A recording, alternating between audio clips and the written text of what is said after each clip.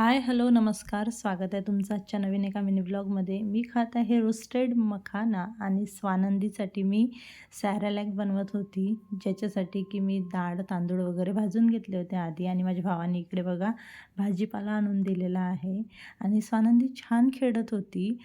पण माहिती नाही तिला अर्ध्या दिवसानंतर काय झालेलं दुपारनंतर, ती अचानकच चिडचिड करायला लागली आणि तिला ताप आली. आणि इतकी ताप होती की 102, 103 आणि 104 टेम्परेचर होतं. नंतर आम्ही तिला घेऊन गेलो दवाखान्यामध्ये आणि दवाखान्यातून आल्यानंतर तिला थोडंफार बरं वाटत होतं. तर तुळशीचं लग्न आटपून घेतलं. तुळशीचं लग्न राहून गेलं होतं आणि शेवटचा दिवस होता तुळशीच्या लग्नाचा. म्हणून तुळशीचं लग्न करून घेतलं आणि तुळशीच्या लग्नाला पण स्वानंदीने एन्जॉय केलं आणि ती खूप छान हॅपी होती म्हणून खूप बरं वाटलं. मात्र दुसऱ्या दिवशी परत तिला ताप आली. असा झाला आजचा दिवस.